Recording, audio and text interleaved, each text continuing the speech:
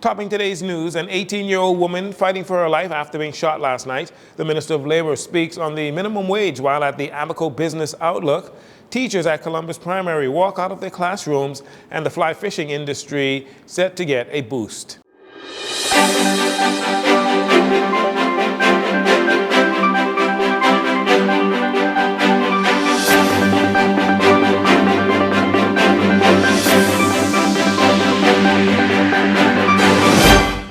This is your JCN Evening News. I'm Jareno Saunders. Thank you so much for joining us. An 18-year-old woman in hospital today fighting for her life after being shot last night. Preliminary reports indicate that shortly before 7:45 p.m., it is reported that a man opened fire at a silver Nissan Note vehicle traveling along Cambridge Lane off McQuay Street. The victim's vehicle at the time was occupied by 5 individuals, 3 females, 2 males. The female victim was transported to the hospital suffering from multiple gunshot injuries. Her condition at last report was unknown. Labor and Public Service Minister Pierre Glover-Roll says the minimum wage should not be seen as a long-term salary standard for any individuals, but instead as an entry point into the workforce. Speaking at the Abaco Business Outlook on Thursday, she explains why the government views wage growth alongside skills development. Minimum wage is designed to be the level at which you access employment on a basic, entry-level, unskilled. If we are fostering a culture of continual learning, upskilling, retooling, we are providing for Bahamians a myriad of free training opportunities. Minimum wage should not be for all. In fact, it should be for a small percentage, for our young people matriculating out of high school, for persons who may be shifting in the job market and need to learn a new skill. But minimum wage should be rock bottom. Glover-Roll stressed that Bahamians should aspire to move beyond the base pay and embrace opportunities for advancement through training and career growth. Minimum wage should be ground level. It should not be where you are 30, 20, 15 years into your career. And that is the mindset that we have to encourage in our citizens and in the workforce. In a matter of days, I will announce the formation of the National Productivity Task Force. This task force is going to bring together leaders from labor, business, education, voices from industry, tertiary institutes, the Employers Confederation, workers associations, and the mission is to establish or to be the forerunner. This task force is to be the forerunner for the Bahamas National Productivity Council. The council's goal will be, or purpose will be, to share best practices in efficiency and service standards, to help small businesses improve output and profitability, to align training with real business needs. Because we can have as many training programs as we wish, but if they aren't meeting the needs of your businesses, then basically they aren't purpose.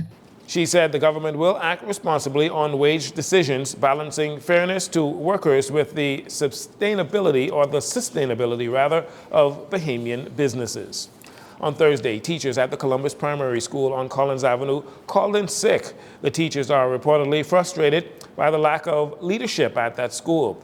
According to the Bahamas Union of Teachers President Belinda Wilson, there was no principal at that school, only a vice principal that is being overworked, they say. According to Wilson, Columbus Primary School has been without a full-time principal since 2023. The Director of Education, as of last week, said that there are 7 positions that need to be filled as it relates to principals and administrators around the country. On Thursday, during a function at the Ministry of Education, she provided the following update. I've indicated already, we have some principles that we need to put in place, and we are still at the commission, still interviewing persons. In fact, we should be finished with the principles tomorrow, and we have identified some principles. In fact, we have identified principles for Columbus Primary as well. We have been in communication with BEMU, and so once we complete the communication with BEMU, let them know what we're doing, we believe that we will have those officers in place. Well, we learned today that a principal was appointed to the Columbus Primary School today. BEMU, referred to by McCartney Russell, is the Bahamas Educators Managerial Union that raised concerns about a shortage of administrators in the weeks leading up to the start of the new school year. They also took industrial actions to make their point known.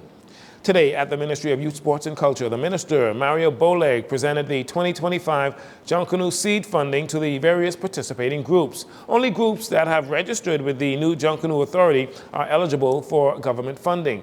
It is understood that a vast majority of the A and B category groups that are members of the Junkanoo Corporation of New Providence have registered and will begin to make preparations for the 2025 Boxing Day and 2026 New Year's Day Junkanoo parades. According to Boleg, the government has approved an increase in seed funding across the country as part of a broader plan to strengthen the nation's #1 cultural activity. Well, let me remind the public that in 2022, the first thing we did was increase the seed funding throughout the Family Islands by 200%. Earlier this year, or late last year, we increased the seed funding in Grand Bahama. And so every island around the Bahamas and Junkanoo have received increase in seed funding, and we were waiting for New Providence always to be the last because they will have the biggest share of the pie of the budget. And so we know that as we continue to invest in Junkanoo and make this our #1 culture, we understand the cry of the Junkanooers and the groups and the leaders and the sacrifice that they have to put in. So it was not an easy, a hard task to make a decision to give them that increase. Mr. Boleg also gave an update on the long-anticipated Junkanoo Authority bill, saying it will be presented to Parliament next month. Well, I intend to lay that bill on the table, hopefully October 8th. That'll be its first reading, and then thereafter have a second reading, and we expect to debate and pass the bill. The authority bill is coming. There's no ifs, answer, but the authority bill is coming. We believe that's the direction we need to move in as a country. We need to understand Junkanoo. It's a multi-billion-dollar industry, and we have to make sure that we take it to that level.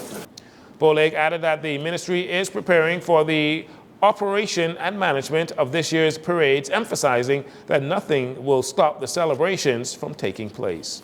And finally, in this segment, the latest on Tropical Storm Gabriel, issued by the Bahamas Department of Meteorology. Gabriel is expected to strengthen and become a hurricane by Sunday. Today, the center of Tropical Storm Gabriel was located about 550 miles northeast of the Leeward Islands. Maximum sustained winds up to now are up to about 50 miles per hour with higher gusts. Gabriel is moving towards the northwest near 12 miles an hour, moving quite steadily. The center of Gabriel is expected to pass east of Bermuda on Sunday night and is expected to become a hurricane by Sunday. Current forecasts do not have that tropical storm, which is to become a hurricane, in the direct path of the Bahamas, so it seems as if we will escape this particular tropical cyclone. We'll take a break here. We'll be right back following these commercials.